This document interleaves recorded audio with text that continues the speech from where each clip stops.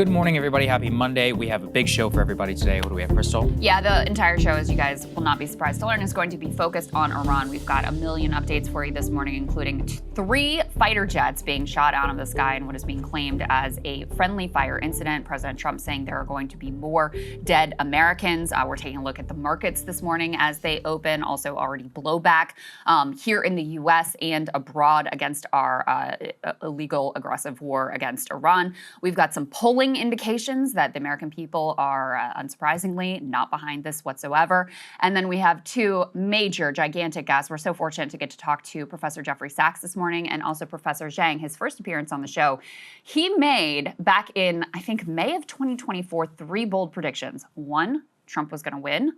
2, that he would go to war with Iran. And 3, that the U.S. would lose that war. So we're going to check in with him about how he thinks that prediction is panning out, if anything has surprised him in the buildup in the early phases of this war. So it's going to be a huge one today. Yeah, that's right. All right, let's go ahead and get to the latest updates out of Iran.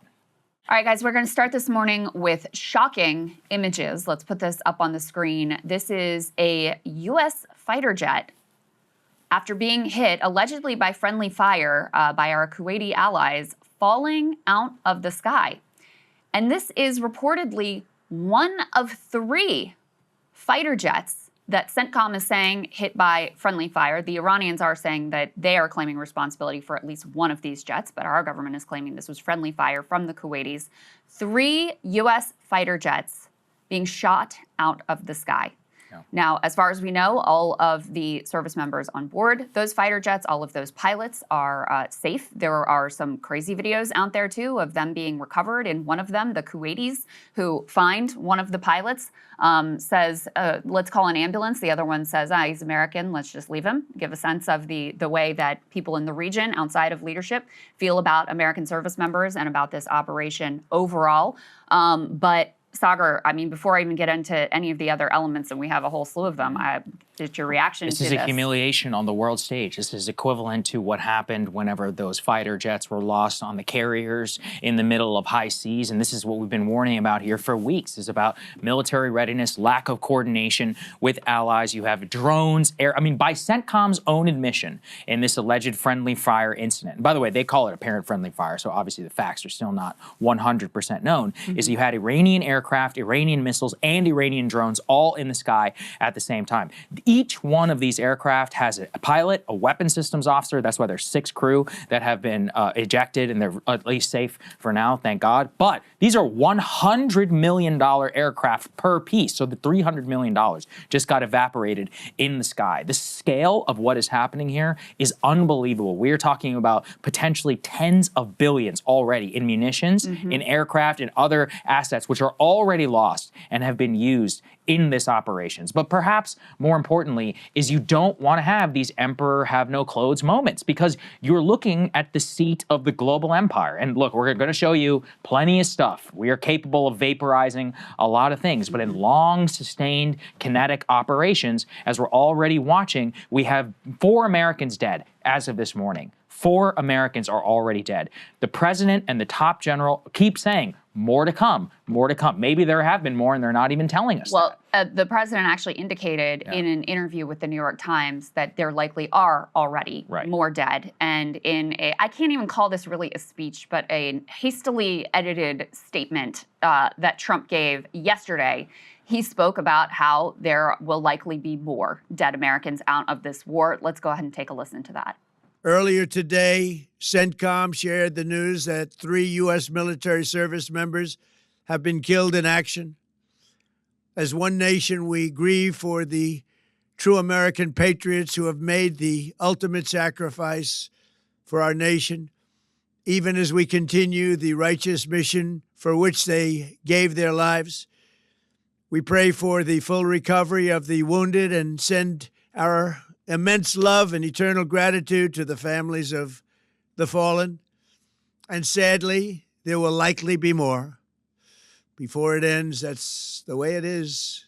Likely be more, but we'll do everything possible where that won't be the case. But America will avenge their deaths and deliver the most punishing blow to the terrorists who have waged war against basically civilization They have waged war against civilization itself. Interesting he doesn't. Yeah, interesting he doesn't send his own military-age son into this supposedly worthy cause. And we can put A2 up on the screen. This is the quote I was referencing to the New York Times. I'll read this whole thing. Mr. Trump spoke from Mar-a-Lago about 36 hours into the conflict, soon after he received news of American casualties, saying he could only speak briefly because he was about to meet with the generals. He acknowledged that his administration expected more casualties based on projections. 3 is 3 too many, as far as I'm concerned. And of course, as Saagar said, it's now up to 4. One of the wounded service members succumbed to their injuries. He goes on to say, if you look at projections, they do projections. It could be quite a bit higher than that. We expect casualties. But he professed confidence Iran would in the end bend to America's and Israel's will. The country has been very substantially weakened, to put it mildly. In other comments that he gave recently, Saagar, he also was asked, okay, you want the regime, you're going for the regime change. How is this going to work? He offered a number of different theories, including one of them being that the IRGC, the Revolutionary Guard Corps, would just surrender their weapons to the population. They would just hand over their weapons and give it up. Look, I mean, it's not time for a victory lap, but it's true. If you've been watching the show, what have we been saying? They're on a sugar high from Venezuela and from Midnight Hammer. They really believed that it would be the same. They didn't want to believe any of the people from the top general, Dan Kane, to many of the other advisors who said this one is very different. If you want to know how fucked we are, let's put A3 up here.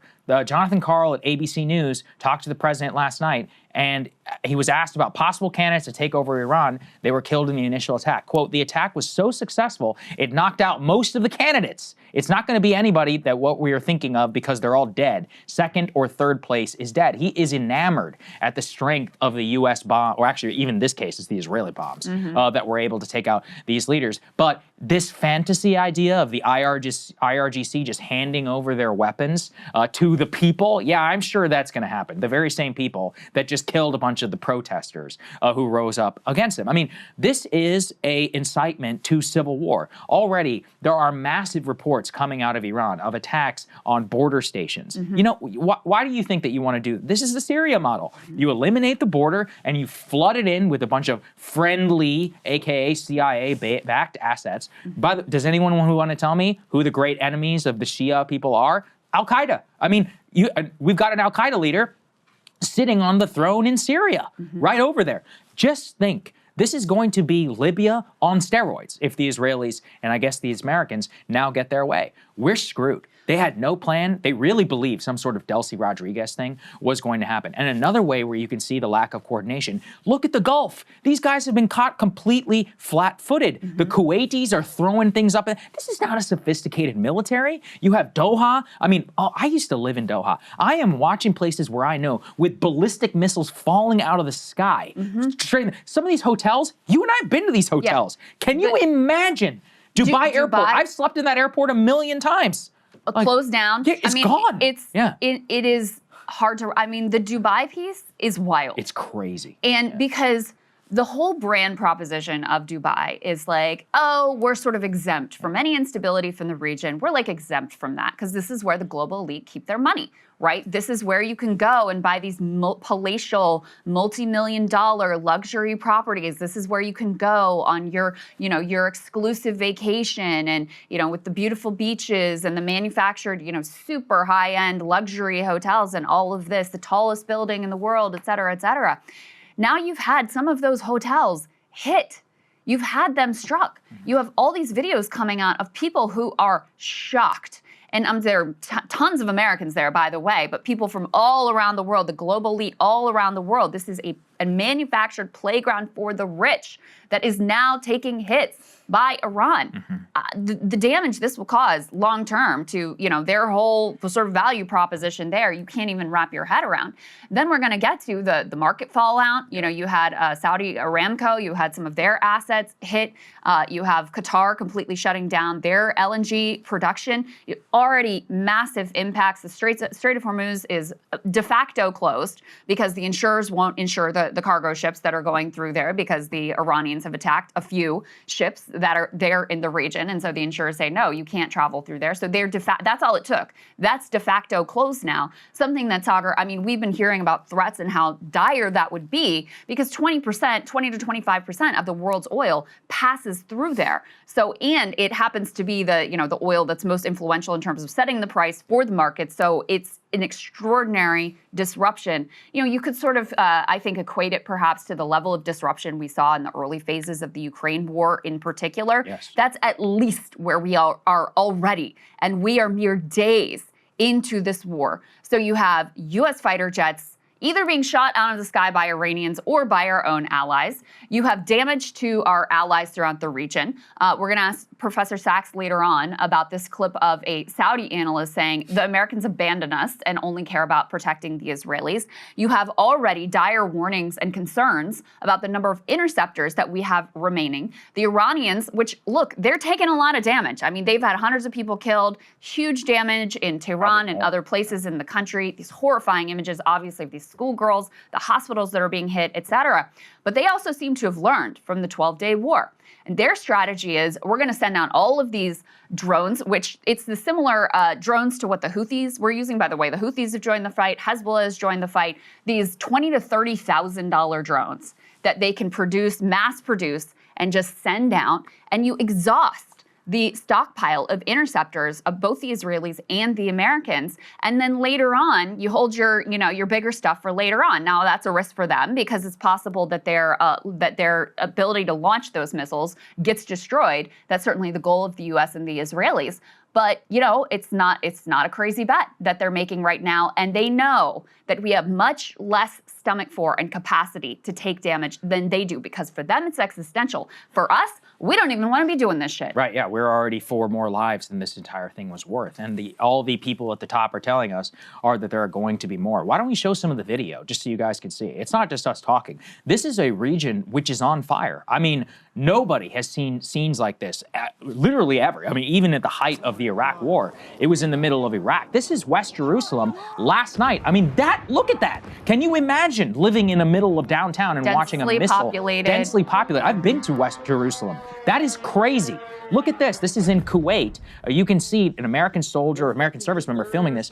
Do you hear what he says? They're starting to dial in our buildings. That was a suicide drone. This is from the Straits of Hormuz. This was Skylight, I believe, is the name of the ship which was attacked. There's already been 1 confirmed death in an attack on a ship which was off the coast of Oman. This is Tehran. I mean, this is unbelievable. There were even video coming out late last night, our time, where you could see that the bombs were so light, they were lighting up the mountains behind them. Who knows how many thousands of people are being killed there right now. This is in Israel, in Bet Shemesh. I talked about this in my update. That's the Burj Khalifa, which we mentioned, in the middle of Dubai, probably one of the most iconic hotels in the world. Mm-hmm. Here we have in the middle of Beirut, you have destruction everywhere. Hezbollah has launched attacks into the middle of Israel, not to mention the F-15s that we just talked about that went down. That happened just, middle of the night, our time, in the middle of, what was that? In the middle of Bahrain. That was in Kuwait. Sorry, in Kuwait. You have crazy situations playing out in Bahrain. A lot of people may not remember this. Bahrain has a very significant Shia population, but they're ruled by a Sunni kingdom, right? Well, guess what? Every single time the Iranian drones are making impact in Bahrain, the local Shia are cheering. This is some Arab Spring stuff, which, by the way, the United States actually intervened on their behalf to actually make sure that they could quash the Shia opposition inside of that country. This is tens of thousands of Americans who are housed there. This is a full-blown regional conflict. The price of oil, the price of gas, everything is being affected. I mean, the number of people who are dead now has got to be probably in the thousands, considering the number of casualties which is happening. The vast majority of these are going to be in Tehran. As you said, I mean, look, these are Gaza-level images. We're talking about hospitals and schools and all of this which are getting struck. And I'm not going to let the Iranians off the hook either. They hit one of the biggest hospitals, and it was a Palestinian hospital in West Jerusalem. But this is war. This is the totality of all of it. And how do you pull back from here. The off-ramp that Trump, I think, really believed that he could do Midnight Hammer again. He's like, I'll bomb them and then they'll capitulate and negotiate. But he didn't understand, which we did, so it's not like he didn't have this same information. No, because at a certain point, fool me once, shame on you. Fool me twice, shame on me. Well, you could see all of this playing out right now. For them, they're like, I'm not going to be bombed. You're going to kill the Ayatollah, and then I'm going to come back to the negotiating table with you. Also, the people with the monopoly on the use of force, the IRGC, they are the people most loyal to the Ayatollah. They are the, what do they tell us? Oh, they're psychopaths, they're criminals. Yeah, they hate us, okay? You think that they're going to be the ones who have all of this control over the military, and they're just going to turn around and they're going to say, oh, here you go, Mr. President. No, okay, they'll fight to the death. Yeah. They have tens of thousands of these people. I mean, the whole thing, this is a disaster. Yeah. Even if it ends today, it's a disaster. It's already an utter, shameful, destructive, chaotic catastrophe. I was telling you before, Saagar, it's hard for me to think of a more reckless action taken by any country, not just our country, but taken by any country in modern history. I mean, in terms of level of recklessness, it exceeds Iraq.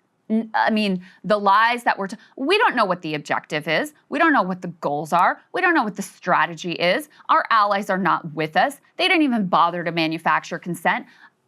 It's complete and utter insanity. And I think you have to chalk it up to, Trump being high on his own supply with Venezuela, being a complete fucking idiot. And also, I mean, you have to look at the Epstein files and go, I don't know, maybe that is part of what's driving the calculus here, because the whole thing seems so incredibly insane. And now you've got effectively, so the Iranians have engaged, what they call their mosaic strategy. So these IRGC commanders are relatively empowered to make their own decisions. So even if you keep taking out Iranian leaders, they are still empowered to keep going. That makes it very difficult to see an immediate term regime collapse. Not to mention, look, I'm not saying that the current government in Iran is super popular. I don't think anyone knows what the popularity is, but they do have a base of support. Yeah. I mean, there were people who came out who were mourning the assassination of the Ayatollah, who were deeply upset, and it will predictably have an impact of a rally around the flag effect and stoking Iranian nationalism within the country. So, I think what has happened here is Trump thought that their initial salvos would be devastating enough that the regime would either topple or they would be on such thin ice or such shaky ground that they would feel they had to come back to the negotiating table. And that has not happened. That is a fundamental miscalculation that, if you were listening to Trita Parsi, if you're listening to us, if you were listening to Jeffrey Sachs, if you're listening to Professor Mearsheimer, you would have known that is not what is going to happen here. So now here we are. The president announced this devastating war where now American service members have been killed, announced this from his golf club down at Mar-a-Lago wearing a ball cap and a shirt and no tie. He then went on to a fundraiser, $1 million fundraiser, and put his tie on for that part. Mm-hmm. We have only heard that from him. These little interviews where he's calling up various, New York Times or whoever to give them 2-minute interviews. One other, pre-edited statement that we just put out. No live address, not taking any questions. You do have Secretary of War Pete Hegseth out this morning as we speak, giving some sort of a press conference. There were no administration officials on any of the Sunday shows. Just think about this. They have brought us into an illegal war with no congressional approval, no public approval, no public support, and then they are hiding from us. They won't even tell us what is really going on, what the goals really are, what the planning for this is, and what is going to happen next. They don't even have enough respect to go out and defend their positions on the Sunday shows.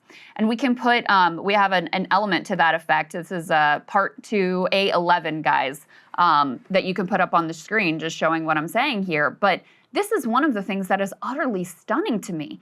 You have now a massive regional war with all of these strikes on, allies down through, and they're taking damage in Dubai, and the Strait of Hormuz shut down, 4 service members at least killed and more wounded, and the Israelis take all this stuff. And they didn't even go on the Sunday shows. Put A12 up on the screen here as well. White House just called a lid for the day, meaning Trump's not expected to make any appearances before reporters. That was at 4:30 on Sunday. I mean, Saagar, what can you even say about this? Yeah, we're screwed. And it's not just about screwed. It is reflective of, remember after Venezuela, Secretary Rubio did a press conference the next day. Now, you could say, look, I opposed the Venezuela thing, but there was a plan. You kidnap Maduro, put Delcy in power, we're good to go. They don't know what to do now. I really believe that they're in way over their head. Yeah. Already, it has gone past what they already expected. We have full-blown regional war. The coordination wasn't there. You have multiple Americans who are dead. The Iranians did not capitulate. They thought we could just punch them in the face and they're just going to keep coming back. But what did we say here over and over again? They have planned that they're going to take 90% casualties. And that actually did happen at the top. Yeah. All of them are dead. All the national, they didn't care. They have it dispersed. They have it ready to go.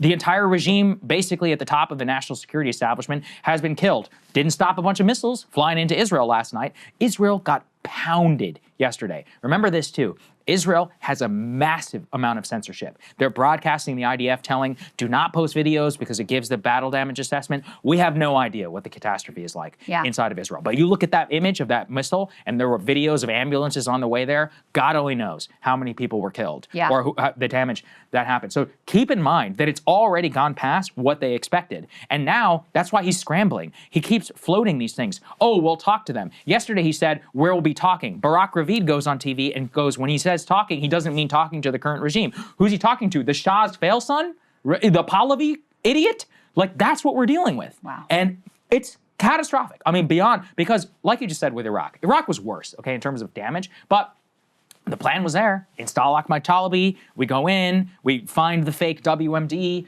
done and dusted, the Coalition Provisional Authority. We didn't have a real plan, but we had a fake plan. This one, they don't even have the fake one. I mean, they truly have no idea what they're doing. The Secretary of Defense is talking while you and I are now. He says it's not a regime change war, but the regime sure did change. We did not start this. We did not start this war. This is literally what he says. We didn't start this war, but we will finish it. The aims are not regime change, even though the regime has changed. We're just going to kill the Navy, sink the Navy. We're going to make sure that they can no longer project power outside of the region. What does that even mean? That means that's meaningless. Yeah. So we're going to replace the government via the air, which has literally never happened. Ever.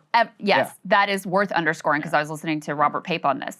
Who studied, he's an expert on this, right? He studied all of since in the history of air power being used in military conflict. Do you know how many times it has worked out that a regime has been placed purely through airstrikes? 0. 0 times. That is how often this has worked out. And yet here we are, with all of this arrogance, with all of this egotism, with all of this idiocy, thinking this will be the one time that it's worked. It will work with a government that has survived so much of us trying to destroy it for close to 50 years. This will be the time. That does have some popular base of support, by the way, in the country.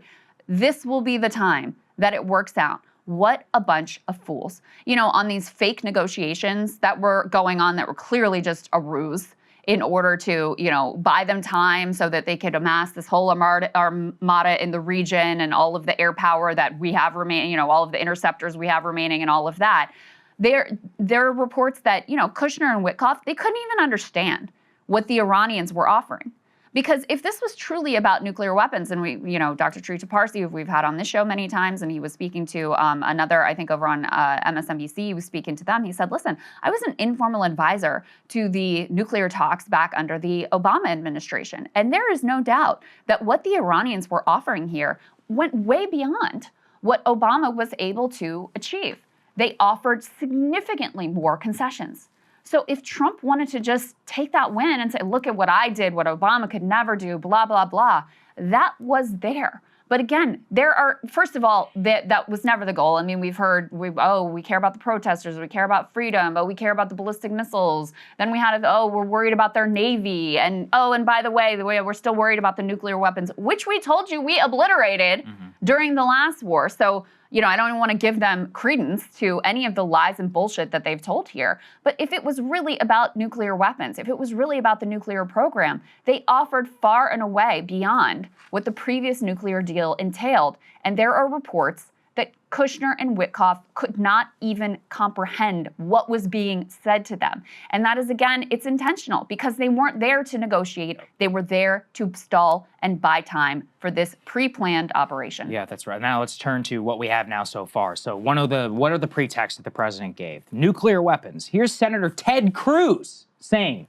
openly, No evidence they were close to nuclear weapons, also backed up by a Democratic senator. Let's take a listen. In terms of containing the risk, who's securing the nuclear material that you say still exists within Iran? Who's doing that? Look, the quantity of nuclear material, I didn't say anything one way or another on that. What I said is they were building nuclear weapons a year ago, and our bombing took that out. They also had an ongoing desire to rebuild them. I don't have present day intelligence on what progress they had made towards rebuilding nuclear weapons since we bombed their facilities. I have no indication that they were anywhere close to getting nuclear weapons because our bombing was devastating. And Margaret, that's one of the reasons I urged President Trump, now is the time. I think the president has started a war of choice. There was no imminent threat to the United States. So the decision to put our service members in harm's way and bases around the region in harm's way was entirely based upon the president's decision, not an imminent threat to America. I saw no intelligence that Iran was on the verge of launching any kind of preemptive strike against the United States of America. None. None. None. That is from Ted Cruz. And so these are two as pro-war as it gets, if you think that those people are lying. By the way, if you want a little bit more of a view into how bad the situation is, here's Senator Tom Cotton saying that there will be no large ground force in Iran. Did you hear the word? No large ground force, not no ground force. Take a listen. The president of the United States warned the American public that there could be casualties, American casualties. Does that mean the U.S. is putting boots on the ground? No, Margaret, the president has been clear that what we should expect to see is an extended air and naval campaign that's designed not only to continue to set back Iran's nuclear ambitions, but most importantly, to destroy its vast missile arsenal. Many more missiles than the United States and Israel have air defenses combined, as well as the missile launchers and its missile manufacturing capability. Now, obviously, one risk of that kind of campaign is that an aircraft could be shot down and the president would never leave a pilot behind. So no doubt we have combat search and rescue assets in the region that are prepared to go in and extract any downed pilot. But barring that kind of unusual circumstance, Margaret, the president has no plan for any kind of large-scale ground force inside of Iran. Large-scale ground force. Now, one of the reasons we have to play you clips of Senator Ted Cruz and Senator Tom Cotton is the White House explicitly said we're going to allow the senators do the talking for us on the Sunday shows, as you referenced earlier. It is not a rule out there of American ground troops that will set foot on Iranian soil. Well, I've got an update for you. This morning in this Pete Hegseth press conference that's going on right now, he got asked by a reporter, are there currently any American boots on the ground in Iran? And he said no. But we're not going to get into the exercise of what we will or will not do. Let's take a listen to that. I had two questions for you. First, are there currently any American boots on the ground in Iran? No, but we're not going to go into the exercise of what we will or will not do. I think it's one of those fallacies for a long time that this department or presidents or others should tell the American people, this and our enemies, by the way, here's exactly what we'll do. Here's exactly how long we'll go. Here's exactly how far we'll go. Here's what we're willing to do and not do. It's foolishness.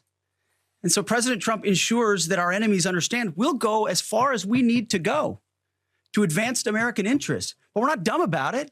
You don't have to roll 200,000 people in there and stay for 20 years. We've proven that you can achieve objectives that advance American interests without being foolish about it. Now, will we be bold about it? Are we willing to be decisive about it? Do we put months and months of planning into what kind of effects we want to achieve? Absolutely. But going forward, why in the world would we tell you, the enemy, anybody, what we will or will not do in pursuit of an objective? We fight to win. We fight to achieve the objectives the President of the United States has laid out, and we will do so unapologetically. I mean, and Saagar, what scares me... Well, they can't because now we're in it. And We're in it now. That's what scares me is there is no off-ramp here. Yeah. I mean, Trump cares about one thing. It's how things look, his ego and how things look on TV, and money. You know, those are the things he cares about. And for him to have said, there's going to be freedom in Iran, and explicitly, remember guys, explicitly frame this as a regime change war. And to go in and get your nose bloodied, have American fighter jets falling out of the sky and getting killed, and the Iranians are saying, no, we're not going back to the negotiating table. How are you going to get out of this? And you will not, listen to my words, they will not accomplish their goal here of regime change through air power alone. So what are you going to do? Yeah. What are you going to do? And now we already have him saying, oh, we can't rule it out. We're going to do what it takes. Every day that this goes on, that Kuwait thing, I mean, that we're lucky that more people have not already been killed. And by the way, we don't even know what the real number is. It only takes one. Look at Afghanistan. Do you remember how we would have the deadliest day in Afghanistan? It just takes one Taliban guy, one lucky RPG, and you've got like 30 SEALs shot out of the sky, right? That's it. That's all it takes. And that happened twice in the history of the war of Afghanistan. Helicopters, they're on their way to something, routine mission, boom. All right, now 25 people are without a son, a son, they're widows, Gold Star families. That's all it takes. That's all it takes. And then that changes everything. Now, don't forget this. One of the pretexts for the war is about what Iran did to the United States during the war in Iraq, which was basically take over much of the insurgency and supply them with the sophisticated means to manufacture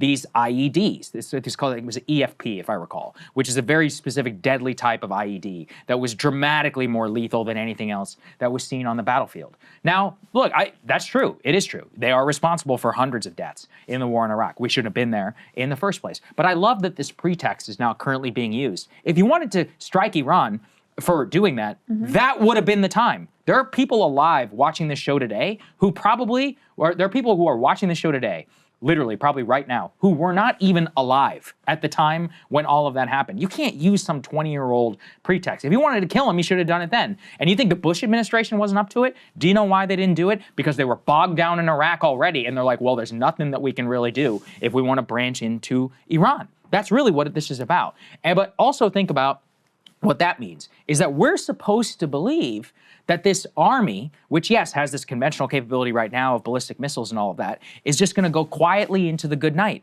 If by your own admission, they were capable of killing over 1,000 Americans through all these IED. What, you think they still don't have all that technology? You think the IED still doesn't work? Not even in terms of occupation, in terms of sponsored terrorism. We were talking the blowback segment. There's some very sketchy stuff going on with that terrorist attack. You got a guy with an Iranian flag, or with Iranian flag underneath his garb with the Praise Allah sweatshirt. You got pictures of the Iranian leader in his house, according to police authorities. And this guy is from Senegal. What the hell is going on here, right? I mean, this is bad. And we had no planning or anything. I had to fly after the day after. It's the first time in, I don't even know, a decade where I'm like, I don't know, man. It shouldn't even be a question, right? It's one of those where I was like, hope so. By the way, I was flying from Austin and in the time that this terrorist attack literally broke out. How many people are going to have that up there? You think I'm going to Dubai anytime soon, which is the gateway to much of Asia for a lot of Americans? No, most people shouldn't. This is the danger in what has now been unleashed. And yeah, even though it's day 3, they're not backing down.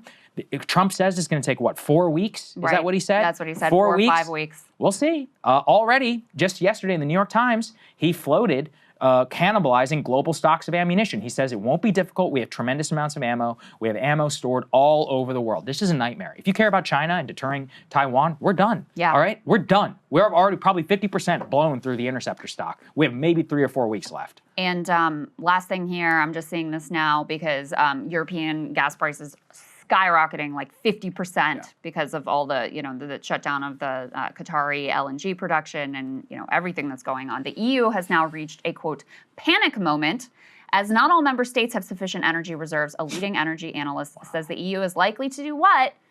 Increase energy imports from Russia. Yeah. So congrats, guys. Way to go. Yeah, congratulations. Actually, congratulations to Putin. The Kremlin doing backflips right now. Oh, yeah. Oil at 100 will fund the war in Ukraine for 5 years. For all of you neocon idiots who supported, taking over or doing the war with Iran and, quote, support Ukraine, you just bought another 100K casualties on the battlefield. So congrats to you. All right, let's get to it. Turning now to the global markets, absolutely roiled this morning. We'll start with the most important. Let's put this up here on the screen. Qatar Energy has now stopped all LNG production. If they shut down production, 14 trains, the statements were to suggest, that is 20% of the global output. A single company is the world's largest LNG producer. European markets spiking 50% this morning for liquefied natural gas, indicating that they may have to, wait for it, buy gas from Russia. In addition, we are now watching oil skyrocket in price. Guys, can we go ahead and put that one up here on the screen from B4? Oil markets that are currently at least 10% of a spike, and it is potentially headed for some $100 per barrel already. They are indicating that gas will likely rise within the next week as there's some restock and negotiations that are currently happening. As I indicated to everyone earlier, let's put B2 on the screen. You can see that the insurers have already said that they're going to dramatically raise the insurance price for any ship which is in the vicinity of the Straits of Hormuz, at least by as much as 50%, several $100,000 per shipment for probably not only the world's choke point for oil, but in particular, this will massively impact markets in Asia, where they have predominant number of their amount of their oil moves through. Also, we have significant amounts of other goods that move through the straits, and the shutdown of that could cause crises in the Gulf very, very soon. Now, in terms of our own markets, we're recording this right after the market open, so we can go ahead and put the CNBC tear sheet up on the screen. Keep in mind, we are doing our best right now because things may move and change by the end of the day. But at the moment that we are recording this, it looks like the Dow is down by 500 points, by down at least 1%, about a 1% drop in the S&P 500, a 1% drop in the NASDAQ. The Russell is down by about 1.68%, and U.S. 10-year looks like it's down by about 4%. The VIX, which is like a volatility index, up some 17.9%, and gold and Bitcoin both moving a little bit in a higher direction. The dollar also increasing in value. So you can see that there's already been global market reaction. But by far, I would say the number one headline out of this, Krystal, is LNG, liquefied natural gas. Remember, this is how we're all getting electricity, and so our electric prices might be going up.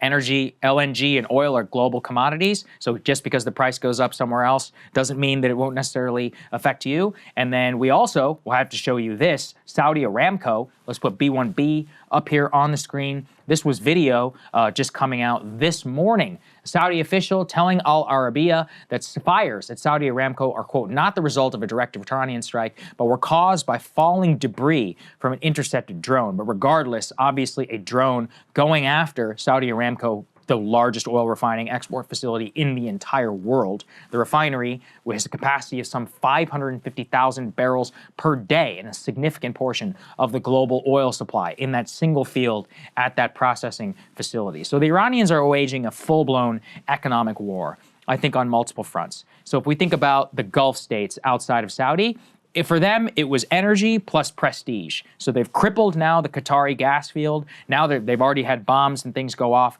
in the middle of Doha, falling intercepted missiles. The UAE, the way that Dubai was trying to get past its energy image was to become this global powerhouse for the rich. The Fairmont Hotel and the Burj Khalifa literally on fire, right? You've got all these like Western girl influencers who are probably being paid to be over there, like hanging out in tank tops at the gym, now scrambling to the airport. Oh, oops, except you can't get out because the entire airport shut down.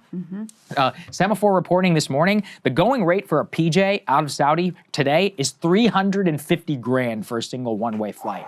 For a single one-way flight. So the princes might be able to make it. Some of the people who pay those influencers might be able to make it. But if you're there on a tourist visa, you're stuck for the time being. The entire region's airspace is basically shut down. I think a single commercial passenger plane has left, I think, Abu Dhabi, like in the last 24 hours. If you look at global air traffic, it's all going around the middle. I mean, you got missiles, drones, and all this stuff that's flying up there. Don't forget what happened in Ukraine. You remember when those passenger planes got accidentally shot out of the sky? Well, accidentally shot out of the sky, literally. So, I mean, this is serious stuff. This is danger. This is extremely dangerous. And the global economic impact In the gas market, we haven't seen anything like this since Ukraine. Except now, ironically, we're going to massively fund the Russian war effort. So congratulations to all of the neocons for dramatically enriching the Kremlin. Yeah, I mean, those images of the burning Dubai hotels are crazy. And the theory is that Iran targeted some of these hotels because service members had been moved off of bases to be kept safe. And so the Iranians targeted with these, again, these are like $30,000 to $50,000 drones that they're using en masse, that they mass produce. It's the same thing that, you know, the Houthis were armed with by the Iranians that they're using to, you know, attack hotels in Dubai. Crazy, crazy stuff. Let's put this B6 up on the screen. The Financial Times had good analysis about what all this could mean. They talked to an analyst who said, yes, oil could go up to, you know, $100 a barrel. They said, how dangerous would that be to U.S. growth, given the fact that we are largely energy self-sufficient at this point? It is a different dynamic than, you know, in the 70s or whatever. And they say, but that doesn't mean an interruption to Gulf oil flows would be irrelevant to the U.S. economy, given the impact on oil benchmarks. Sharply higher global oil prices can inflict pain on U.S. consumers and corporate America. This would feed into higher gas prices, placing a visible strain on consumers, many of whom are already complaining about a cost of living crisis ahead of November's crucial midterm elections. Oil of $100 a barrel could push consumer price inflation from 2.4% in this year to January to above 4%. Fed targets 2% inflation as measured by the annual change in the price index for personal consumption expenditures. In the short term, it would make the U.S. Federal Reserve less likely to cut interest rates, which of course is something that Trump has been wanting them to do. So you're talking about interest rates staying relatively high. You're talking about inflation overall because of the way, of course, oil prices feed into everything. And you're talking higher prices at the pump. And, you know, you'll recall back at the beginning, early days of the Ukraine war, there was polling that people were like, yes, I am actually willing to pay more at the pump because I believe this was an unjust, unprovoked war of aggression from the Russians. We want to support Ukraine, like we want to be on their side. We're willing to take some pain. I think we were both a little skeptical at the time of how long that would last, rightly so. But this time, I want to see the polling. Go ask people, you willing to pay $4 a gallon for gas so that we can do whatever the hell we're doing right now and have American service members killed, etc.? There is zero appetite for this. I mean, going into this war, you had maybe 20 to 30% of the American public who were like, yes, war with Iran. Many of them live right here in the broader DMV region. In any case, you think that people are willing to pay have any pain in their lives because of this? And then you look at the fact, you know, we've had these massive cuts to the social safety net this year. You've had healthcare cuts.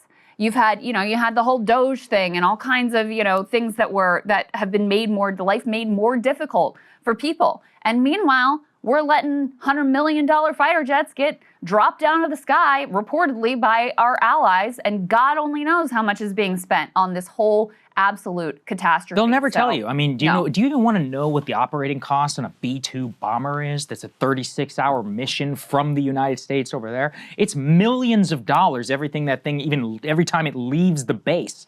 Every Tomahawk missile, hundreds of thousands. Half of them, not half, but a decent number of them, sometimes they don't even explode. In Nigeria, properly. A quarter of them didn't explode. That's what I'm saying. Yeah. And then, you know, the amount of money that were spent.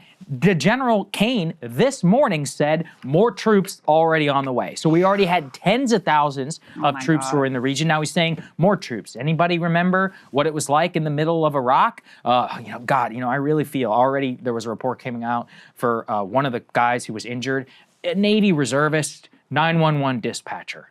I mean, this person probably signed up, you know, for extra money. I mean, look, I'm not saying he's not a patriot or any of that, but he probably never imagined he's going to be in the middle of a war zone. What do they tell you, like 1 weekend a month? Yeah, one weekend a month or whatever. And this is what, I watched this happen with Iraq. I know people like that. They're showing that firemen in the National Guard. Next thing you know, he's pulling a 16-month tour in Iraq, right? Watching people getting blown up by IEDs. We may not be that far away from that, unfortunately, considering what Secretary Hegseth said this morning. But considering, you know, just on the global economic implication here, it's only day 3. We got to shut down here in LNG, even if things, quote unquote, go back to normal. Like if the war ended today, think about already You have the Straits of Hormuz problem. The Iranians at least have some limited amount of deterrence in that region. You also have a hardline faction in Iran, which I'm doubtful is ever really going to truly surrender. Then you've got the Gulf Arab prestige. What's happened to them? Have we talked about the UAE stock market? I think we have. Yeah, B3. Put that one up there. The UAE literally is closing its entire stock exchange for 2 days because in order to stop the amount of in order to stop the losses that they're likely to incur. We'll talk about this later with Professor Jiang. I mean, you had an Amazon data center take a hit in the middle of the UAE.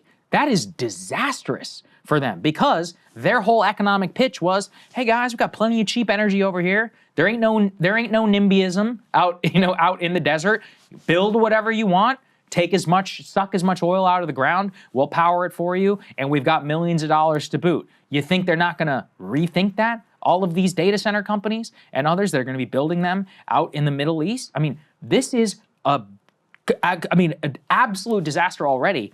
Also, what we have shown for the Gulf, they can't have nearly that much faith in the United. For years, the trade was we sell you the oil, we buy your weapons, you protect us.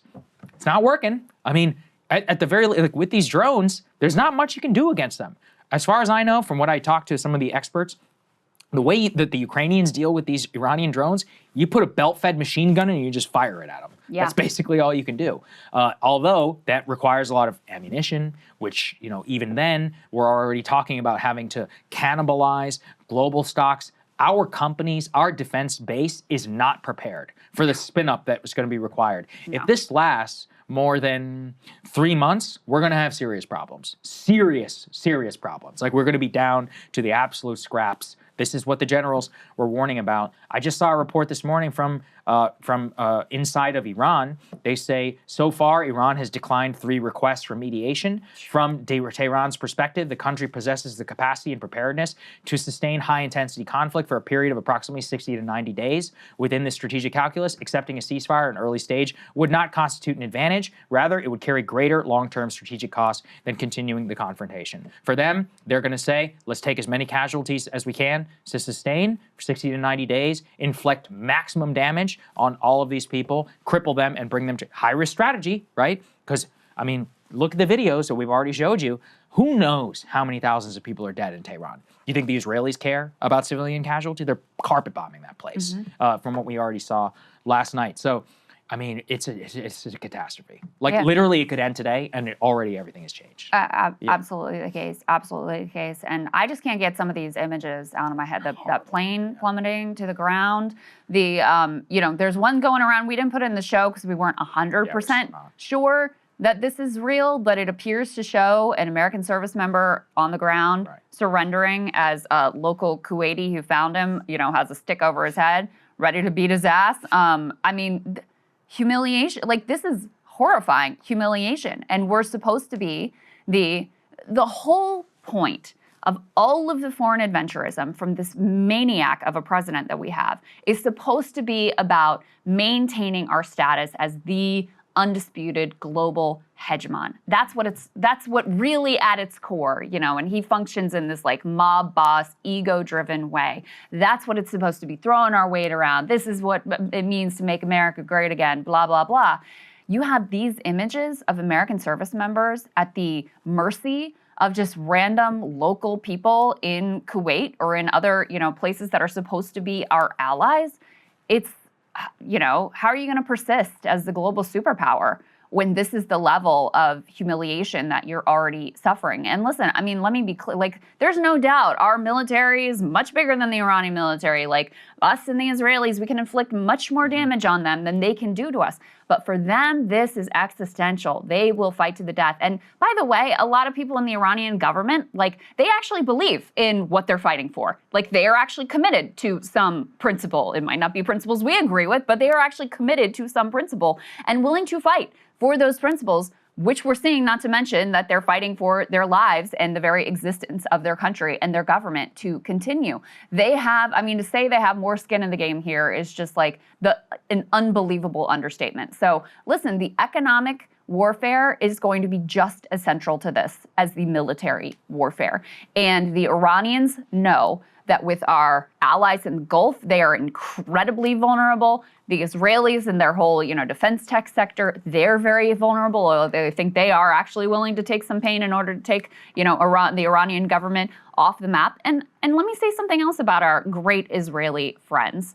Do you think that they care that much if we're weakened? No, in the war? No. Yeah. No, because guess what? Then we're not as much of a factor in the Middle East. They can be even more of the undisputed heavyweight in the Middle East, throwing their weight around. So they don't give a shit. They don't give a shit about American lies. They don't give a shit about American equipment, American hegemony. They don't care. You could argue they have an interest in seeing us get into this foolish war and be humiliated and have our economy tank and collapse on the global stage. So listen, that's why paying attention to what happens here with oil, with natural gas, with the tourism economies that all of these Gulf Arab states have tried to build up, all of that is going to make a huge difference in terms of how long the U.S. is going to be able to sustain any sort of political will for this conflict. And I'll tell you that war powers resolution vote is going to be very interesting this week. If we get to it. As you already see,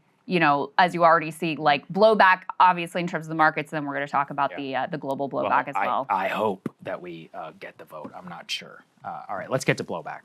Turning now to blowback. Of course, the term coined originally by the CIA back in the 1950s about operations abroad, which made blowback on the United States at home, is already materializing as a result of this Iran conflict. Let's start already with a very sketchy and strange incident in Austin, Texas, where I literally was at the time of this shooting. Let's go and put this up here on the screen. The FBI is currently probing a Texas bar shooting that killed 2 and wounded 14 as a possible terrorist act. So what they say is that the gunman was wearing clothes with an Iranian flag design and the words "property of Allah," killed 2 people and wounded 14 in early Sunday morning at a Texas bar. The FBI already investigating the shooting. Already there's some indications that this man had pictures, actually, of the Iranian leader in his home at the time of the shooting whenever it was busted down by the FBI. He was killed in the incident by the Austin Police Department. However, all of the circumstances around this are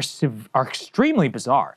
The perpetrator appears to be a Senegalese naturalized citizen of the United States who came back, I believe, under Bill Clinton, overstayed a visa, married a U.S. citizen, was able to get a green card, and eventually became a naturalized U.S. citizen under several years ago. So he's been a citizen for over 15 years. Wow.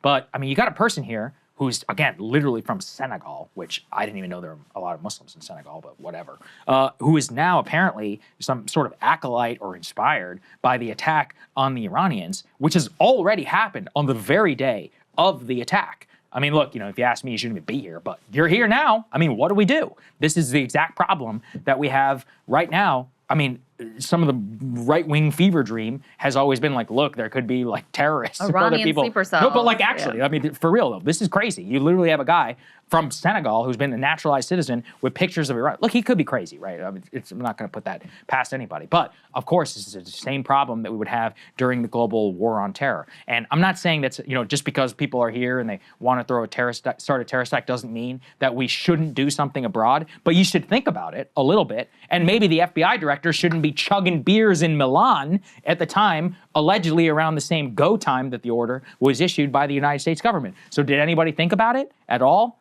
They're like, hey, maybe we should heighten our terror alert. Maybe we should think about potential terrorist attacks here. Or is that going to happen here at home? Apparently to them, the cost was worth it. Not worth it to me. Yeah. Not worth it to me. And here's the thing, is without buying into, a bunch of unproven whatever about Iranian sleeper cells here in the U.S., is it any surprise? Do you think our actions around the globe right now are going to make people love us? Do you think they're going to inspire love for this country and desire to see, to see to our well-being? We oversaw a genocide for years. I mean, that was our genocide as much as it was the Israelis. Just utterly obliterated Gaza. We just bombed alongside the Israelis. We just bombed schoolgirls, murdering over 100 of them.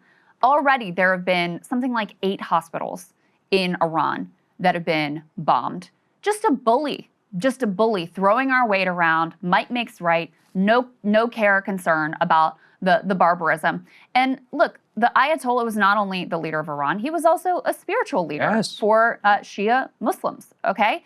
And just imagine if, like, you know, we seem to have this sort of antiseptic view of like, oh, of course we can just like assassinate world leaders. That's fine and good. And by the way, his family, his wife and his grandchildren and whatever alongside it. Imagine that was done for Trump and Melania and Barron. Right. Like, just put it in that perspective. How do you think that's going to make people feel? And of course, if you can't, you know, project your own like consciousness onto the situation, you don't have to, because we lived through the Iraq War. We saw the way that it created chaos and spun up terror groups and caused all sorts of problems, not only for our service members, but created chaos throughout the entire region and dealt a devastating blow to the U.S. in terms of, you know, the future and the status of our country, and not to mention the amount of money and obviously the horror and the lives lost that, you know, of our own service members and also of the many innocent civilians, millions of innocent civilians who were killed in that conflict as well. So, so no, I mean, it's entirely predictable that far from keeping us safer, which is what we're being sold, far from keeping us safer or preventing some undefined risk, this has created much more danger and put everybody at much more risk. That is the direct impact of what we're And doing. if I'm going to be at risk, it better be for something important. It better not be for some shit like this. Let's continue, by the way, to your point. I mean, already the signs are all around the globe. Let's put this video up here on the screen. This is from Baghdad. Just yesterday, inside of the green zone, the perimeter where the U.S. Embassy is, the most expensive U.S. Embassy ever built, where you could see thousands of, maybe hundreds of protesters with flashbang grenades and other things that are all going off, clashes between the security forces. Shall I remind everybody, there's a massive Shia population inside of Iraq. That was the whole problem that we had with the civil war that broke out. Well, here is exactly the reason. We know one of the things that we've talked about is that how Iraq became basically an Iranian proxy state as a result of the U.S. invasion. This is prototypical example number one. They have a lot of sympathy. You have U.S. bases, embassy in Erbil. We had some video, actually, at least some of, we know for sure that there was some sort of Iranian strike on Erbil in northern Iraq, where there's a significant amount of U.S. forces and ammunition, which is stored there, and of course was under attack by purportedly some Shia militias and potentially even some of these Iranian drones. There are also major confrontation that happened in Pakistan. Can we put this video up here on the screen? I mean, what you're watching here was this consulate in Karachi, in Pakistan, violent clashes in 2 instances where at least 10, 15 people were killed. The Pakistanis are saying that it's by the local security forces, but you could also see, you know, U.S. personnel are behind these walls and these compounds, and it has erupted all over Pakistan with violent protests against the United States. You can see very clearly that this is already happening. I mean, look, just read a book. We talked about Israel. Sure. I mean, look, you know, I'm not excusing in any way Al-Qaeda, but I do think it's important to understand what led to the attacks on 9/11. It was U.S. bases in Saudi Arabia. It was this fanatical belief of the U.S. of the great Satan, etc. But a lot of it was also about Israel and Israeli attacks. So now we've just had the situation in Gaza. We've also had now the assassination of the Ayatollah, who was not only the leader of the country, but a literal religious figure inside for millions of Shia Muslim all over the world. Well, all of this is going to be seen as a U.S. attack not only on the religion, so you could look at it as at a secular level about attacking this other country under insane pretenses. You could look at it at a religious level. You could look at the current U.S. support for Israel. You've got these Gulf populations. They're sitting on ticking time bombs, these monarchies. Because Bahrain, I talked about earlier, Bahrain has a huge Shia population. I think isn't it majority Shia? I think so. And they are literally rioting in the streets where they are cheering on Iranian drones, which are landing in the middle of Bahrain. You have Saudi Arabia. It's right about 50-50. There you go. So it's like a 50-50. I knew it was a decent number, but I wasn't exactly sure. But let's say in Saudi Arabia, they have always had this problem. The deal with the clerics is you guys say what you want, we get to keep all the oil money and live in London. Cool. All right, I get to have my Ferrari, you guys get to do what you want. Well, the population there is going to be furious, right now, especially not only in terms of Iran, but if this becomes some sort of massive alliance with the United States, and especially if they find themselves fighting on the same side as Israel, they're not going to like that. Doha, Qatar, same problem. You have this delicate balance of tribes, Kuwait as well, you know, with their own population. Like, we may have unleashed a literal same level of like Arab Spring and re-questioning of a lot of the security doctrine that everyone quietly lives with in the Gulf and just accepts. But right now, they're asking big questions. Like, we're going to talk later about this clip of a Saudi on Al Jazeera who's like, America has abandoned us. They're letting us get struck so that they can strike down Israel. And this is the other problem with constraints on our military. We literally have to choose. And of course, we're choosing Israel, which we have to do by law. I mean, think of the UAE, okay?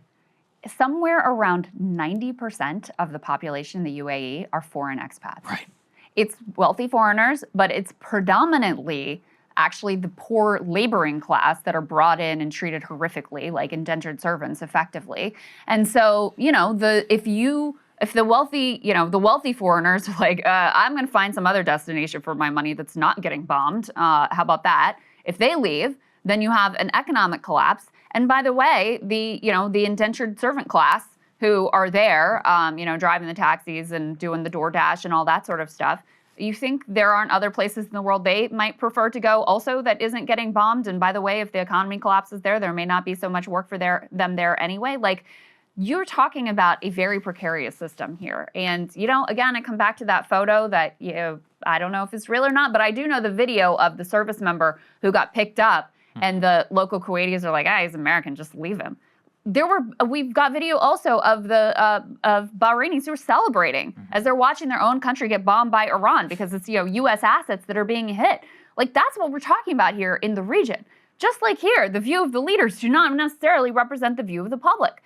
And, we've had to sort of pressure and cajole the Europeans to go along with this at all. They're all issuing statements at the top that are like supportive in general, but they weren't excited about this fight either. And their populations are going to be even more opposed to it. And they're the ones who are facing 50% spike in LNG prices right now. Like, I guess we're going to have to buy more from Russia at whatever prices is on offer there. So, no, I mean, it's unbelievable. It is absolutely unbelievable. And these are just, like, we're in the early days here, guys.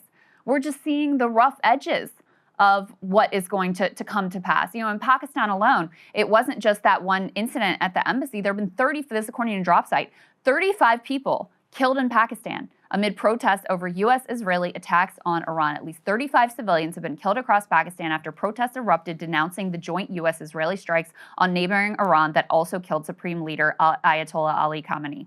The death toll was 16 people in Karachi, 7 in, I'm going to screw up these names, Gilgit, 6 in Skardu, 6 in Islamabad, according to local journalists. And local journalists are claiming that it was not just local police that killed the ones at the protesters at the embassy, that Marine security guards were also involved in that. So I don't know whether that's true or not, but that is what's being reported locally. Yeah, I mean, exactly. And we're not exactly sure what's happened. I've looked for the Marine stat because it would be insane news if U.S. Marine opened fire on a crowd. Hasn't been any confirmation. The Pakistanis were saying various different things that were out of their mouth. But regardless, it's bad, right? I mean, what you're watching is a heightened alert. And think about this, too.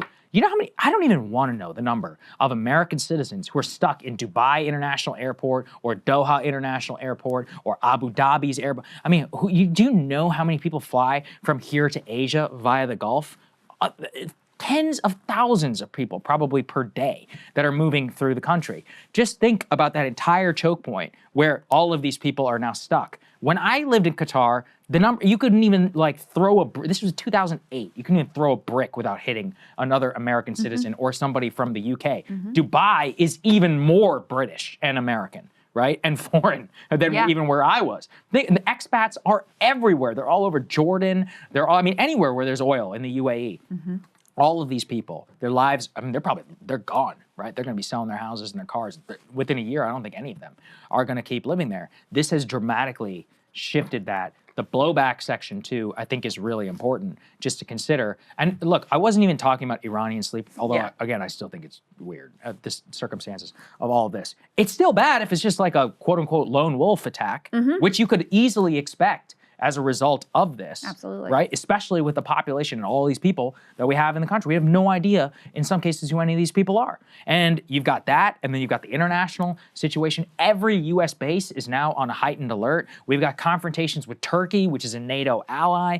I mean, there are Americans who live all over the world, and it only takes a single thing. Think back to, you know, the Al-Qaeda days of what all of the various bombings that took place on various different installations. You can't protect everything all the time, and things will crop up. Like, nobody thought that the embassy in Kenya was going to get bombed in the 1990s. They never even dreamed that such a thing would happen. I mean, this But it guy did. who showed up at Mar-a-Lago and with like intending to kill Trump, Right. Secret Service took him out.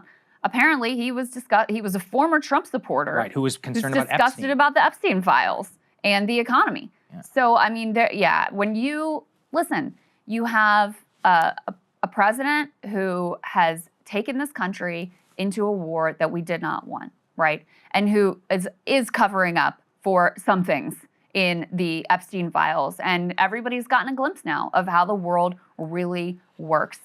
You don't think that's going to be a radicalizing experience for some people, and including, you know, in ways that could, and obviously this is analysis, not this is a horrifying direction that we're going in, right?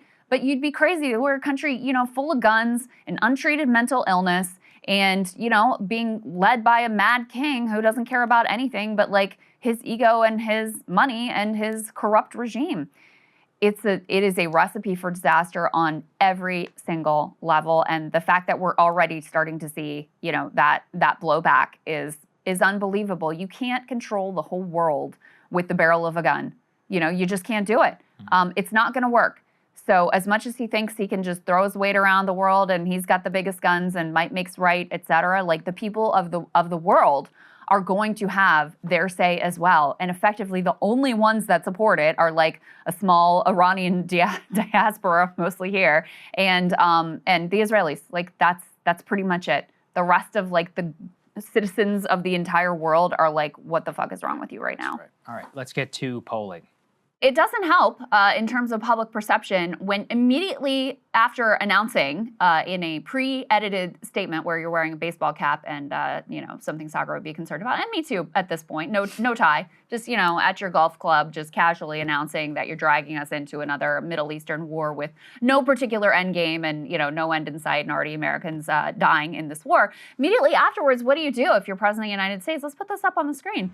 Oh, you put the tie on, actually, then after announcing the war, and you go to your club with all of your multimillionaire and billionaire buddies to hang out and party and celebrate sending America's sons and daughters off to fight and die in an illegal, horrible, deadly, chaotic, disastrous war. So this was a $1 million plate fundraiser he was hosting there at Mar-a-Lago in the hours after announcing this war. And so you can imagine that being one example of why perhaps Americans are not feeling so excited about this administration at this point, let alone this war that we've been dragged into. But we've got some polling here now, early indications of support for this. Let's put D2 up on the screen. This is from Reuters, where their headline was, just 1 in 4 Americans, 25%, supports U.S. strikes on Iran. So you can see the numbers there. And of all adults, you've got about 27% in support. You've got 43% opposed.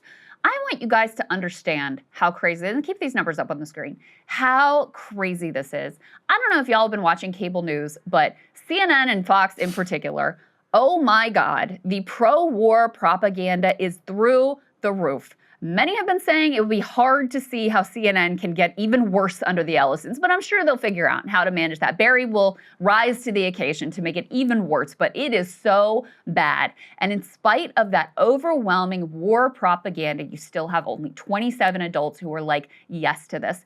Even in the Republican Party, a majority supported 55%, only 13% outright opposed. We got a big swath there, 32% that are like, not sure.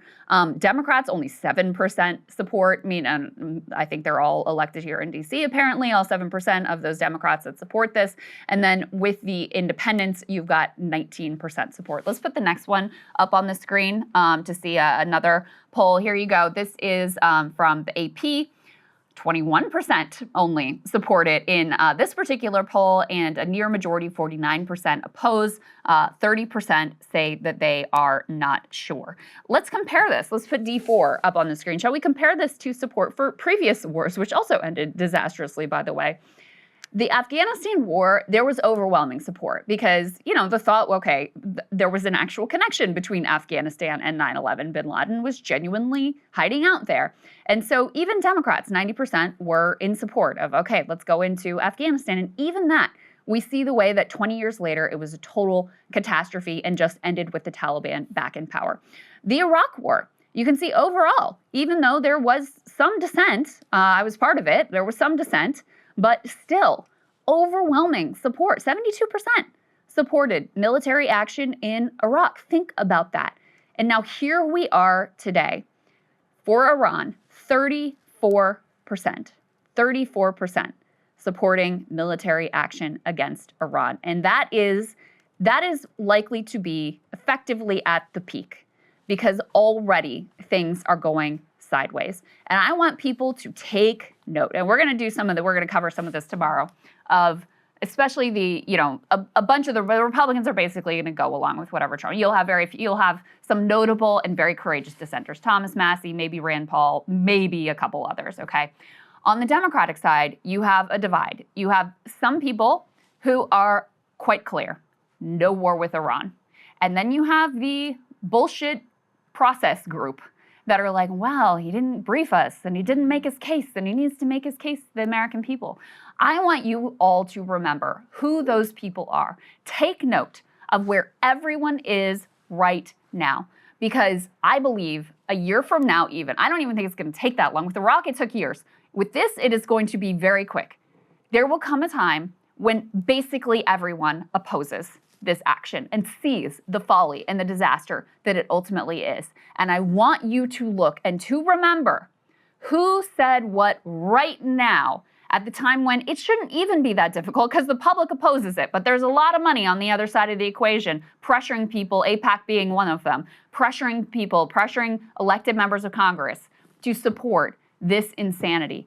Pay attention to who they are. Do not let them off the hook. Do not fail to remind them that they were on board with this utter catastrophic disaster. Which is exactly why a war powers resolution is so important. You Yes. need to get on the record. I want it now. I want it yesterday, actually. Because now they're going to try and mealy-mouth their way out of this, and we need this for everybody. I mean, one of the only good things about this is that many of the people have been exposed as complete frauds. Tomorrow, we'll have a whole list of all the people who said that they were against this, ran on it literally, and are now saying opposite things out of the sides of their mouth. You know why that's important? Getting people on the record and then reminding people in the future, like we did to Hillary back in 2008, that is what saves you. Because, look, ultimately, we can only judge based on past behavior for what your decision is going to be. And yeah, as you said, it's not even that courageous to speak out right now. It's just apparently like so outside the realm of possibility for anybody on mainstream media to even think about it. You have to stand up to the donor class. That's what you're going to have to do. It is so shocking. I mean, the mainstream media and all these people, you know, CNN would always try to reach out to me to talk about Epstein or whatever. When Israel or Iran, and they know, you know, oh, nothing. You know, there's no incoming text messages asking me to appear on their network. Interesting, isn't it? Or even the Epstein thing, I'd be like, sure, but I'm going to talk about Israel. And then, of course, you know, everything would just go away in terms of the request. That's kind of how it works right now. And I do think it's important to think about the lack of manufactured even consent for this war. Put D3 up here on the screen. This is from the New York Times. I mean, only 21% of Americans support the United States initiating the attack on Iran. Only 21%. And, you know, you talk there about history, and this is where I never thought I would say this, but you got to give it to Bush. He went coalition of the willing, even though it was fake, the coalition of the willing. Every member of Congress was forced to vote on the question. We had months of Fox News. You don't want the smoking gun to be a mushroom cloud. You had Judy Miller and Yellow Cake and the famous vial that was held up by Colin Powell, the UN Security Council. Vast majority of Americans supported it. Everyone pretends they weren't for it. They were. And whenever it comes to even, I think back, Vietnam, massively popular. All the way up until you had people a lot of people were being killed. And by the way, even when, I mean, I'm talking about hundreds of Americans were dying, like in the span of a month. even then, a lot of the people still bought into the propaganda. Yeah. And were like, oh, we need, peace with honor and all this other stuff. This, they didn't even try. I mean, even Maduro, it was like 50-50. People mostly moved on. They're like, look, as long as there's no Americans getting killed, whatever. I don't particularly care. There's no chaos. Can't say that about this. There's chaos everywhere. And, part of the problem was they moved into this. I think to the extent that people paid attention, it was all news junkies. The vast, vast, vast majority of people had no idea this was happening. They don't follow carrier strike group movements and statements from the Pentagon and Barack Ravid reporting. They just woke up on, Saturday morning, and they're like, oh my God. They're like, I can't believe this is even happening. And then they probably turned on their TV. There's no president to speak to them. We have a pre-recorded Brandon-style message. And then, whenever they're worried, let's say you're a military family, I know some, and you see that's the way it is. Do you remember, we shredded Biden. Remember his press conference after those 13 Americans were killed at Abbey Gate? I mean, we shredded him here. Remember when he got quiet and he was dementia-ridden and leaning like this on the podium, trying to analogize the death of his son from cancer to somebody getting blown up by ISIS in Afghanistan? This is up there with, oh, that's the way it is. That's the way that we talk about dead American servicemen. This is a nightmare. And in fairness, that was to get out of a war. Right.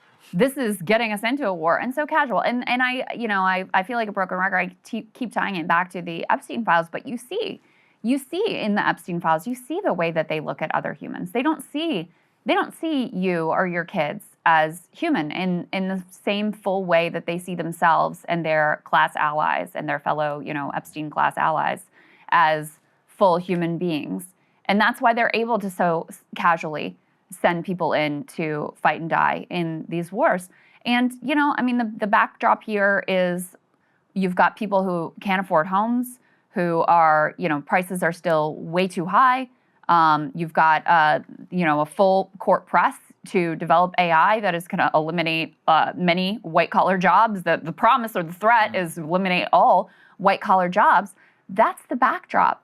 Healthcare premiums, they couldn't extend the ACA healthcare subsidies, let alone, God forbid, actually come up with a good healthcare plan so that people had universal healthcare like every other developed country in the world. So you've got premiums skyrocketing, and you're supposed to deal with a new regime of austerity. But is there any contemplation here? Have you heard anyone say oh, how much is this going to cost? That was a lot of money that just got shot out of the sky and I watched, fall into the ground and crash and burn. How much do these carrier strike? What does that deployment cost? Oh my God. These, these new service members who are being brought in, what? No, because austerity is fake. That's what you really should get for that. There's no austerity when it comes to when it comes to an empire, when it comes to waging these wars. And you can go look at the stock market today and you can see many stocks are falling, but you know what's doing really well? Oh, the military-industrial complex, all the defense stocks, they're cooking. And again, you can see in the Epstein files the way that Epstein would talk to, would talk to Ehud Barak, would talk to other people. He said, oh, this chaos, this war, this is great for us. This is great for us. We're going to profit off of this. We're going to make lots of money. We're going to have more power. We're going to be able to situate ourselves even better. We're going to be able to entrench ourselves even more in the affairs of the entire world. And so that's the way they look at this. So when you see this and you look at the polls, you're like, okay, only 20% of the American public supports this, and you're dragging us into this. It is laying bare the fact that they do not believe, they don't believe in democracy. And they're exposing the fact that they don't think we live in a democracy. They don't think that people get to have a say. They don't think that our opinions should matter at all. And they think that they have degraded our system enough so that they don't matter at all. That's what this tells you. That's what this action really tells you. Yeah, I think, though, that they also see us as cattle because they will just move on. And look, they're not wrong to a certain extent. A lot of the people who do support them are cattle. I lived in George W. Bush country in Iraq.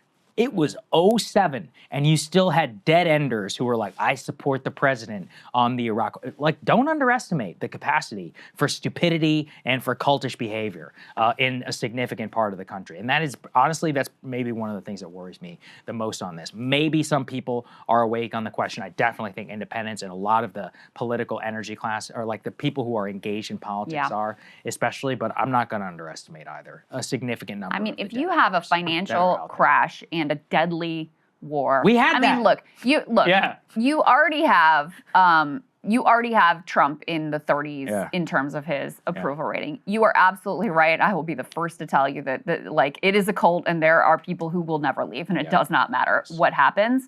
But they are far from the majority. And you know, and I think even within the people who voted for Trump 3 times, I think you will see some slice of them at least say, this is not great. And we see it in the poll numbers too, with the strong support for Trump versus the support for Trump. Like, those numbers have shifted significantly. That's true. So, going into Iraq, we just showed the numbers. It was 70% of the country that was on board with that. To start from 20%, and things are already going sideways, and we're not even hearing from the President of the United States, I don't know. I think this will be... it's just catastrophic on every level. I hope it's just catastrophic on every level. Sinks them. I hope that they get punished beyond belief. But I'm still I remember Bush. I remember growing up in that environment and being like, I feel like I'm going fucking crazy. Here's the I can't believe this. Here's the real thing is that I think they already know that if it's a free and fair fight, like, they're cooked in the midterms, if it's any sort of like legitimate election. And so I think that is the other calculus here. Like, we've already seen them throw out a potential. We had that memo that came to light of them declaring a national emergency over bamboo ballots, China interference in the elections. So they're floating that. The potential Maduro deal, there was reporting on that, which seems like a fever dream conspiracy. Apparently, they really are thinking of getting Maduro to be like, oh yeah, I totally rigged the election from Venezuela with Hugo Chavez's ghost. You've got Tulsi doing something in Puerto Rico. You got Tulsi doing something in Fulton County. And now you have this war with Iran, where Trump also said that Iran interfered in 2020 as well. So he is looking for a way to not just mess with the elections, but declare a national emergency, to move really seize control of what's going to happen here, because I think he knows that he's, electorally a dead man walking already. So I do think that is part of the calculus that's going into this, as well as you try to wrap your head around why any president would do something that is so profoundly stupid and unpopular. Yeah, but I think actually what's ironic about this is that the more unpopular he gets, he will actually increase the amount of people. If he was strong or even medium, going into something like this, you would have like some sort of a solid foundation to be able to argue off of. I don't think that's going to happen. I mean, look, I just talked about the dead enders. There's also a significant portion of, let's say, even, look, you had Republican senators even who were coming out and saying that they might vote against a war powers resolution. Like, the level of weakness that you're starting to get into, you could go past George W. Bush, who was around 30% at the height of the war in Iraq. And there was an incredible amount of people who were like, all right, we got to give in. Even McCain even, and all of them would criticize Trump on the campaign trail. They've got serious, serious problems. No, I agree with you. I mean, it's an incredible act of hubris to think that you could just... That's what I'm saying. That you could just impose your will on the entirety of the American public at basically the barrel of a gun. Like, I even in actual dictatorships, the public still is going to have a say at some point. You're still somewhat constrained by like what people are going to tolerate. Right. And if you are causing a financial collapse, people are struggling to afford like basic necessities, you're threatening to take all the jobs away with AI, and you're getting us into a disastrous war, I think you're going to be, people are not going to just go along with you also rigging and stealing the elections. I think they'll have something to say about that. Yeah, no. Okay, all right, let's get to Jeffrey Sachs, professor. He's standing by. Very excited now to be joined by our friend of the show, Professor Jeffrey Sachs. Good to see you, sir. Thank you so much for coming back. Great to be with you. I wish it was under better circumstances. We did, of course, want to turn to you for a bigger picture of what this all means. Let's go ahead and first start with our first element. Prime Minister Bibi Netanyahu saying the quiet part out loud. He says, in bombing Iran, Israel has now the assistance of the United States, my friend President Donald Trump, and the U.S. military. This coalition of forces allows us to do what I've yearned to do for 40 years. 40 years, it's a dream that the Prime Minister had, despite all of the alleged pretexts about preemptive attacks, nuclear strikes, ballistic missiles. This is something that has been in the heart of the Bibi Netanyahu project. I just was wondering if you could react to that and frame your general thoughts around this entire regional war that has now erupted. I hadn't seen that quote, but if he said it, what an asshole he is. I've been saying that for years, that this is his dream, his campaign. I've put it at 30 years since 1996, a doctrine called clean break, which was a madman's document of a madman, Bibi Netanyahu, and his arch neocon extremist Zionist advisors in 1996 that basically was the blueprint for nonstop war in the Middle East. And now Netanyahu says what I've been saying. When I've been saying it, people have sometimes scoffed. But, now I know it's a 40-year plan, not just a 30-year plan. The man is a psychopath. And this is the reality of it. We have been roped into endless war by these extreme Zionists. And we're now in an ever greater escalation to full regional war for the purpose of Israeli hegemony in the Middle East. Of course, it aligns with the madmen in Washington and Langley who want U.S. hegemony in the world. But that's what this is about. They don't count how many schoolgirls are dead. They couldn't care less. That's the whole point. There's nothing in this about the dead. This is all madmen's delusions. Let's go and put up E2 on the screen here. So Trump is saying now he wants to talk to the Iranians after assassinating, their supreme leader and bombing their country and starting this war. He told The Atlantic, quote, "They want to talk. I've agreed to talk, so I will be talking to them." On the contrary, though, it does not appear that the Iranians want to talk for understandable reasons, especially after we used diplomacy now multiple times in a row as a ruse in order to attack their country. But what do you make of this outreach from President Trump and also the relative silence from the administration after launching this war? Trump's crazy. He may even believe this, but he's crazy, or he's psychopathic, or it's what's called the dark triad personality, extreme Machiavellianism, inability to understand anything, murder the other side and say, we love you. Mm-hmm. That's his approach. It's completely spiraling out of control. I don't think he's the only agent of this, by the way. I think this is the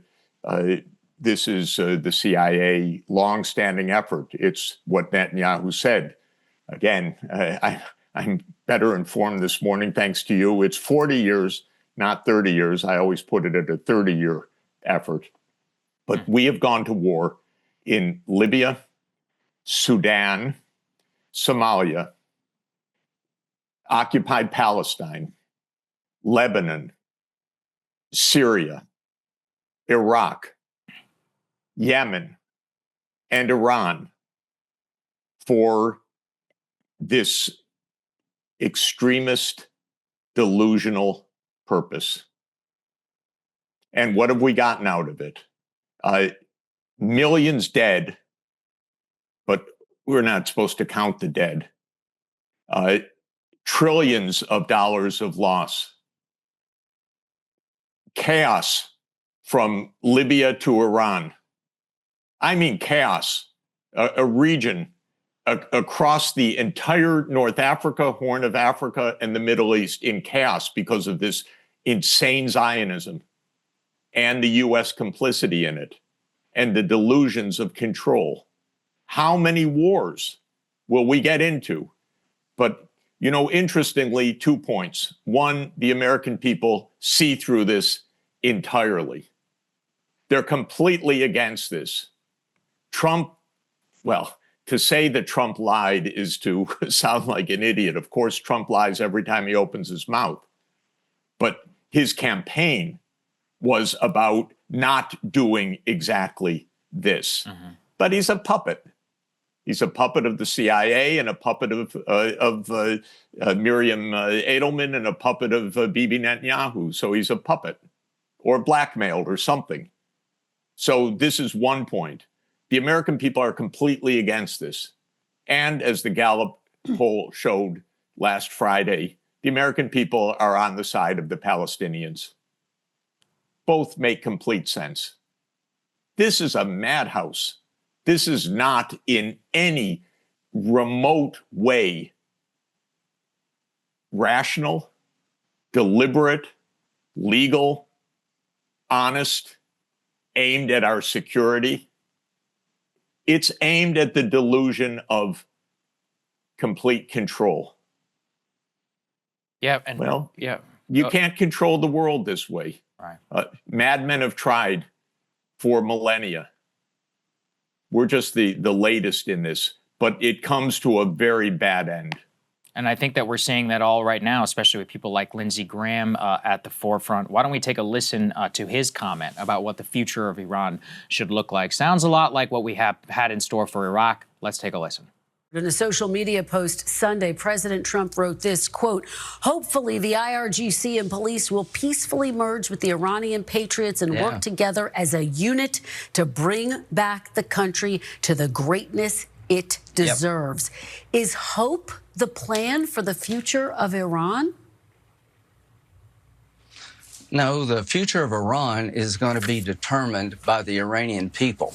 The new Iran, whatever it is, whether it's a cleric or a representative democracy, our goal is to make sure it cannot become, again, the largest state sponsor of terrorism. That's a win for us. But is there a plan to make sure that happens, Senator? Is there a plan? Does the president have a plan to guarantee that that happens?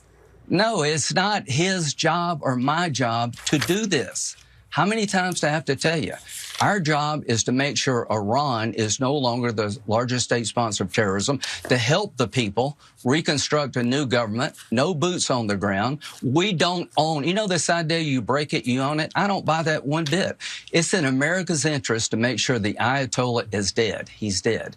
He doesn't buy that you break it, you own it. He says, dodges the question there about any sort of plan that's currently in place. As you were saying earlier, it seems now like a literal madhouse in this government. Literally, sir, while you were talking, I just have to read you this quote from the Secretary of Defense. This is not a so-called regime change war, but the regime sure did change. This is what we're dealing with now, currently. Yeah, Secretary of War, I have to correct you. We don't have defense. Sorry. I said Secretary of Defense, but yeah. we have war. Yeah. Well, I've spent decades along with bemoaning Bibi Netanyahu and clean break, thinking that Lindsey Graham is the stupidest person in Washington, the most vile. That's a very tough competition, by the way. But that man has never opened his mouth in 30 years without wanting more deaths of other people. And now he also says so clearly, no responsibility. I would like the American people to understand, I'm sure that they do, but just to clarify, we have been meddling in and destroying Iran now for 73 years actively. It was in 1953 that the CIA and MI6 overthrew the democratically elected and popular government of Prime Minister Mossadegh. They did it because Mossadegh had the complete audacity to say that the oil in Iran should belong to the Iranian people. This was far too much for Alan Dulles at the CIA and for MI6, who knew full well that the oil in Iran belongs to Britain and to the United States. So they overthrew him. In that case, there was a, quote, successful regime change operation, which put in place a police state. the state led by the puppet, the Shah of Iran. In 1979, he was overthrown in a mass revulsion against decades of an American-imposed police state, and this government came into power. Immediately, the United States armed Iraq to kill hundreds of thousands of Iranians in the Iraq-Iran war between 1980 and 1988. Saddam Hussein was our guy. He was the CIA's guy. Of course, when the CIA is done with you, they kill you. So Saddam became the worst enemy of the United States soon afterwards, after he had done the bidding of the United States for years. Since then, it has been, actually now I know it's since 1986, it's been Bibi Netanyahu's dream to overthrow the Iranian government. I always counted it as 1996. But the United States has been using every subterfuge, covert operation. It has been using assassinations, economic warfare, crushing the Iranian economy ever since. The Iranians have said all that time they don't want a nuclear weapon. Bibi Netanyahu, who is a psychopath, said in 1996 they're weeks away, days away, months away. And he's been saying that for 30 years. For all I know, he's been saying it for 40 years. He is a vulgar, blatant, genocidal liar. I hope I'm being clear. We're dealing with something absolutely dangerous in this world that is running our country. So it's extremely dangerous. The Iranians did not want a nuclear weapon. The religious leader who they just assassinated was the one that said, no nuclear weapons. It's against Islam. So kill him. It had nothing to do with nuclear weapons all this time. The Iranians reached out constantly to negotiate. And in 2015, they concluded an agreement with the United States, Britain, France, Russia, China, and Germany, the P5 countries plus one, called the Joint Comprehensive Plan of Action. And it put Iran strictly under UN supervision in the International Atomic Energy Agency. Bibi Netanyahu had a fit because he wanted to overthrow the government. He did not want peaceful relations with a non-nuclear Iran. So Donald Trump, who is a puppet of our CIA, Mossad, and Miriam Adelson and the rest, ripped up the JCPOA in 2018. That's the story. Then they bombed one of Iran's nuclear facilities. And by the way, during the period from 2015 to 2018, Iran stuck with the agreement, even though the United States cheated on the agreement that it signed because it was supposed to end the US sanctions, which it did not do. Then Trump ripped it up. Then they began a campaign of assassinations. Then they began bombing Iran's nuclear facilities. And that's the story. They don't want an agreement. Last year, they negotiated, and then in the middle of the negotiations, bombed Iran. This year, again, they negotiated, and then bombed Iran. You might ask, why did Iran come back to the negotiating table this time after the falsity last time? I'll tell you why. It's a little strange. It's a little weird. But nobody behaves as badly as the United States. So it's very hard to calibrate when there is a government that says we're negotiating, when they bring in a mediator, in this case, Oman, when the US negotiators, Witkoff and Kushner, say, oh, we're making progress. It's hard for other people to calibrate the evil that's under it. This was a premeditated war, and the negotiations are a pretext. So this is what's happening. It's amazing. It's you don't see this anywhere else in the world.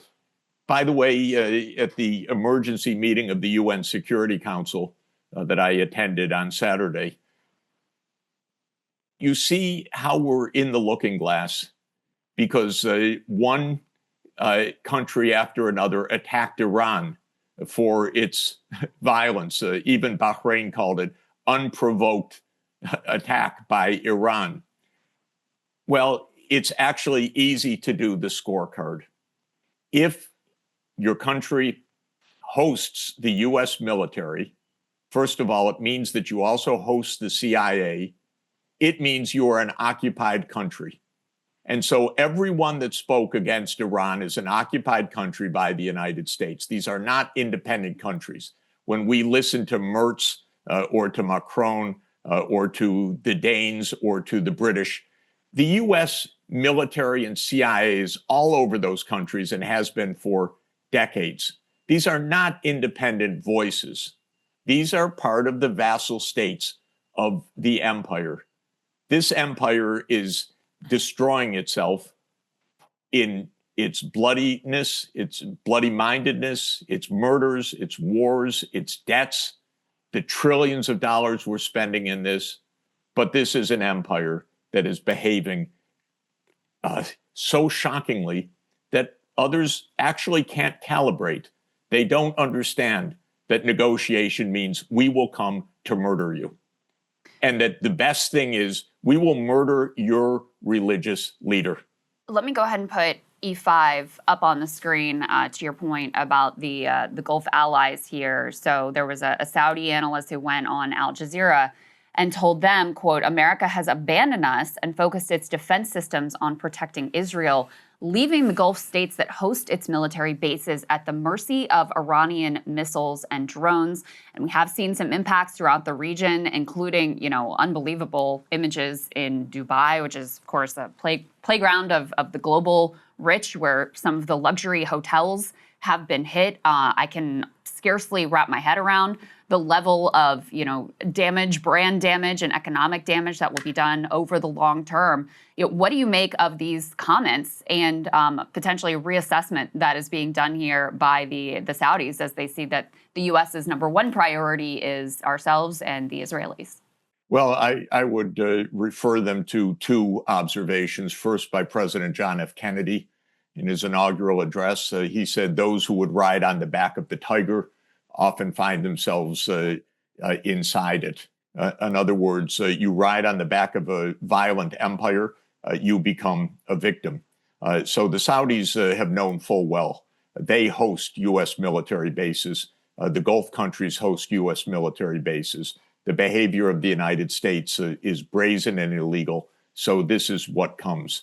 I would also cite Henry Kissinger's famous adage that to be an enemy of the United States is dangerous, but to be a friend is fatal. So these countries need to grow up. They need to understand, does the Arab world want to be a vassal of the United States? I don't think so. Does that provide them security? I don't think so. And incidentally, the damage to an entrepot like Dubai is devastating. This is supposed to be the place where it's safe to bring your family, to bring your money, to come for vacation, not to be in a hotel that is bombed. This will have a very, very long shadow on the region. But that is the miscalculation that these countries have made. They've watched the United States and Israel committed genocide in Gaza. They were quiet because they're occupied. They think this is safe. This is not safe. The safety in our world is to speak the truth. It's not to go along with the brazen evil of power. Finally, I'm just curious for how you think, we talked there about the UN Security Council. There's been a lot of big talk by the President of Canada or the Prime Minister of Canada. The New World Order is changing. He immediately supports the regime change war with Iran. You just talked here about the vassal states of Europe. For how long are their populations going to put up with this? We just did a segment about blowback specifically across the entire Middle East, including a possible terrorist attack right here on our own country, reminiscent of many of the scenes from the war in Iraq and the so-called global war on terror. Do you think this is going to be a prolonged kind of earth-shaking geopolitical movement, or is there any point at all for us to be able to pull back from the brink and Trump can just falsely declare victory and move on? Or is just the genie out of the bottle completely? I just want to point out that a momentous event last week, which seems like a different world because it is, was when the German Chancellor, Merz, went to China. And there were clips of him watching the Chinese robots performing. Mm-hmm. He was watching something the United States can't do, Europe can't do. He was watching a country that is at peace and that is moving forward technologically, that is investing, that is at the frontier of technology. And the United States, in the meantime, is mass murdering people, killing people, running a budget deficit of 7% of GDP, and can't keep our goddamn infrastructure working at all. You come back to any American infrastructure, any airport, nothing works. Not the escalators, not the elevators, not the walkways, nothing works. Our government is half shut down. So the reality is we are doing ourselves in this way under this quest for global hegemony. That's the real story here, how self-destructive this is. By the way, how much Trump lied every word about claiming that he was going to stop this. Yep. He didn't stop it at all. He just opened up the floodgates of more killing. Professor Sachs, thank you as always for your insights. We're really grateful for your time this morning. Thank you, sir. Great to be with you. Thank you. All right, guys, we've got yet another heavy hitter guest and first-time guest on the show. Professor Jiang, he is the star of the popular YouTube channel Predictive History. He uses game theory to analyze past, current, and to predict future geopolitical events. And he joins us now. Professor, great to have you. Good to see you, sir. Thanks for inviting me. Yeah, of course. So, for people who aren't familiar with your work, I wanted to show folks that back in 2024, you made 3 big predictions. 1, that Trump would win. 2, that he would start a war with Iran. And 3, that the U.S. would lose that war. Let's take a listen to that. In this class this semester, I'm making 3 big predictions, right? First is that Trump will win in November. Second is that the United States will go to war against Iran. And the third big prediction is that the United States will lose this war, which will forever change the global order. So obviously that last one is the only one that has not yet come to fruition. Is quite a stunning prediction. You know, do you stand by it, and what have you seen so far that leads you to sort of stand firm in that conclusion?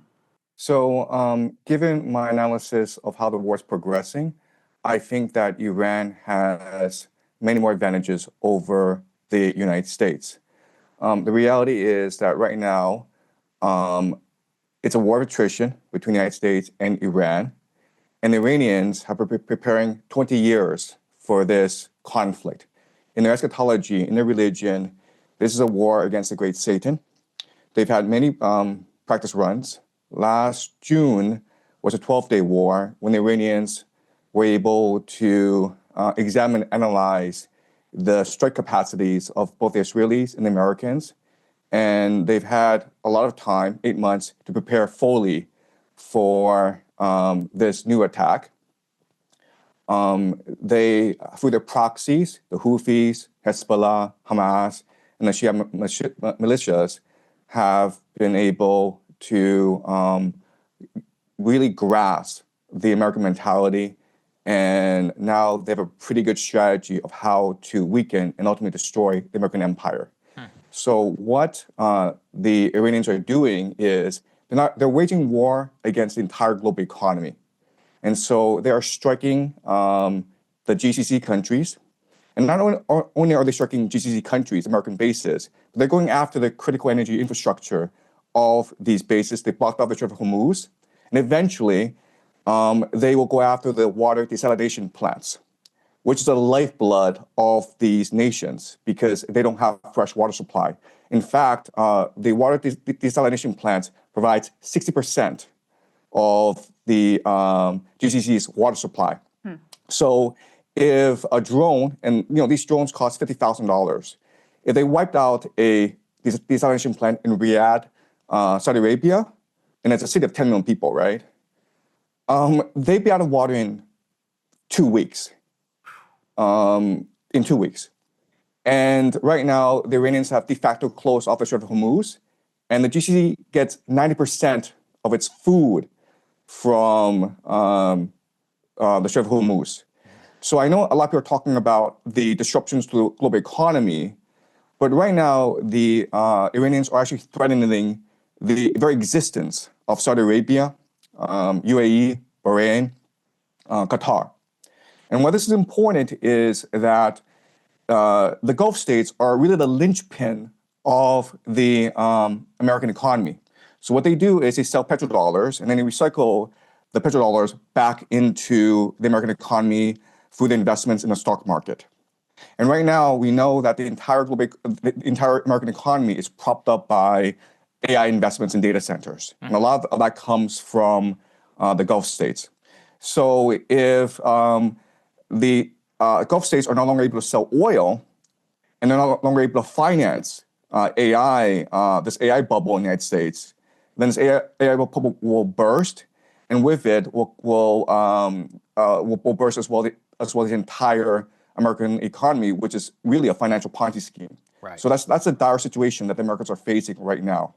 Yeah, I mean, to your point, sir, an Amazon data center was literally hit in the UAE. And now, of course, big tech companies, which were looking at the UAE as a major potential data center investment hub with cheap and abundant energy, probably going to be rethinking that. We also wanted to talk to you about munitions. We can put this next one up here on the screen. The United States is racing to accomplish Iran mission before munitions run out. This is specifically around interceptor math. There's a famous video just from yesterday in Israel, which shows a single Iranian ballistic missile, which is being targeted by some 11 different interceptors, all of which miss. Most of those come from the United States, not to mention all of the different bases, the GCC countries that you just talked about, and the asymmetry of the cost. It's $1 million for a missile, tens of millions per interceptor in some of these cases. With these munitions running out, how does that change the global picture? So you're in China, obviously, much of the stocks in Asia of the United States are likely to have to be cannibalized if this were to go on. How is that going to affect the global picture here? Right. So my first point is that the United States military is not designed to fight a 21st century war. Remember, the military-industrial complex came to being after World War II, and it was designed to fight the Cold War. And the Cold War was really about muscle flexing, about who was able to send people up into space, who was to first get the person on the moon, who had the more complex missile systems. And so the entire American military strategy revolves around very sophisticated technology that costs a lot of money to build. And that's what the American air defense system is basically. And that's why we're seeing this asymmetry, as you point out, in this war, where you have these $1 million missiles trying to take out these $50,000 drones. And it's not sustainable in the long term. And so what we're seeing is really the puncturing of the aura of invincibility and invisibility that sustained American hegemony for the past 20 years, especially after the collapse of the Soviet Union. And this is really a reordering of not just the global economy, because this signals the collapse of the petrodollar, and with it, the entire US dollar-based reserve currency system, but also the global hegemony of the United States. We're moving towards a multipolar world. Professor, this morning, Secretary of War Pete Hegseth was asked a question about potential ground troops in Iran. He refused to rule out that possibility. And he said, oh, well, we're not going to project to you what we will or will not do, but we don't want to, rule anything out. We will do what it takes. Do you think that America will end up invading Iran from the ground, since it's already becoming relatively clear they won't be able to accomplish the goal of regime change or even regime collapse using just air power alone? Right. So everyone says that the worst calamity that could happen in the United States is if it were to send ground troops into Iran. At the same time, the United States are committed to regime change in Iran. We've never had a precedent in history where you were able to regime change from the air alone. You need ground troops. And so unfortunately, what's going to happen over the next few months is that pressure will build on America to send ground troops, especially from the GCC countries and from Israel, which are being pouted right now by the Iranians. So remember that if the GCC countries, Saudi Arabia, Qatar, UAE, Bahrain, if they go, then the petrodollar goes with them. So the Americans need to protect these countries, and these countries are going to demand that either the Americans bribe the Iranians to cease, and this is like $5 trillion in indemnity, okay? Or send ground troops to wipe out the Iranian threat once and for all. And I know that there's no political will for ground troops to be used against Iran among the American people. But remember that 78% of American people was against initial strikes against Iran in the first place. Right. And one of the things that really comes into question, I think, with all of this, sir, when we're looking at the geopolitical picture and the sacrificing in much of this from the United States on behalf of Israel, is kind of a question as to who and what wanted this. We were actually curious for your view on a disputed report here from the Washington Post. We can put it up here on the screen, F3. A push from the Saudis. Israel helped move Trump to attack Iran. Now, this has been internally disputed by Saudi Arabia, saying that they did not push the Trump administration to attack Iran. However, this is clearly an authorized leak from our own government, trying to at least lay some of the blame on behalf of the GCC. What do you make of this analysis and of this narrative that Saudi Arabia was also trying to be behind this push to bomb Iran? So I've always argued that both Saudi Arabia and Israel are heavily invested in regime change in Iran. In fact, Saudi Arabia sees Iran as much more of an existential crisis than Israel. Because remember, Israel still has nuclear weapons, and Israel is a very diverse, very sophisticated economy, whereas Saudi Arabia is completely reliant on oil. And it's always had problems with Iran because Iran is a theocracy opposed to the Saudi monarchy. Iran funds and equips the Houthis, which have been antagonistic towards Saudi Arabia for the longest time. And right now, the Saudi economy is suffering. It's been trying to pivot towards more of a tourist economy. That's why they brought in Ronaldo. That's why they're switching to e-gaming. That's why they're building something called a line, NEOM. And all these things are not working out. So they need to be able to control the oil resources of the entire Middle East if they are to survive and thrive as a nation. So I do believe that this reporting is credible, even though it does make Saudi Arabia look bad. But remember, Saudi Arabia says that they wanted peace, but they are helping the Israelis and the Americans attack Iran right now because they're allowing the Israelis and Americans to use Saudi airspace. So help us understand, because it still feels to me like there's some pieces that don't totally add up. You had, in advance of this war on Iran, you had top military brass up to the chairman of the Joint Chiefs of Staff saying, this is a really bad idea. We are not ready for this. All the math on the interceptors that's been talked about for months at this point. And yet Trump still decided to go ahead. What is the calculus that he was making here that led him to take what already appears to be catastrophic actions? Right, okay. So this is the key question. Why do they do this? I think there are three possibilities, okay? And I think all three possibilities are valid. The first is the idea of hubris. If you look at history, this is how empires behave. So the Mindoro kidnapping was quick, successful, and it was adrenaline rush for Trump. And that made him overconfident in the capacity of the American military, okay? So hubris is a factor, and we see this throughout history. Why did Hitler invade Stalin? Because he conquered Europe really easily, and he thought it was invincible, right? And that led to the destruction of the German army in the Soviet Union. So hubris is a factor. Then you have to look at internal political calculus, where even though America does not benefit from this war against Iran, Trump himself personally benefits. Why? Because the Saudis and the Israelis are bribing him to attack Iran. Remember that the Saudis invested $2 billion in the private equity fund of Jared Kushner, who is the son-in-law of Donald Trump.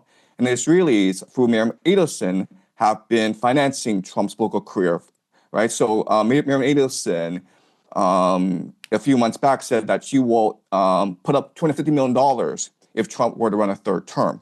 So Trump is getting a lot of financial and political support from the Saudis and the Israelis. Also remember that if this war goes sideways and Trump is forced to use ground troops, he will probably get approval from Congress, and this will give him emergency war powers, which will allow him to influence the midterms. So Trump is thinking about a third term. And I think at the ballot box, he probably won't get it. But if there's a war going on and you can delay elections and you have emergency war powers and people rally around the flag, then he probably will get a third term. And the last factor that is very important is the eschatological factor, where if you look at the Epstein files, it's clear that we are run by secret societies. It's clear that the world is run by these individuals who have a lot of power. We don't know who they are, but they control the military. They control the national security apparatus. And these people, there are different names for these people. You can call them the Illuminati. And the Illuminati are composed of three major groups, okay? You have the Jesuits, who control the Vatican. You have the Septine Frankists, which control the modern state of Israel today. And you have the Freemasons, which control the national security apparatus of the United States. And they believe that Israel, this war in the Middle East, is key to the end times in creating heaven on earth. So it's almost like a script that they're following, even though it doesn't make any geopolitical sense, okay? So I would say that these three are the best reasons why this is happening. Wow. Well, sir, I hope you come back. This was very informative, I think, for both of us. We deeply appreciate your time. Thank you. Thank you. We went a little bit late today, so we're going to be doing the AMA tomorrow, so we'll see you all then.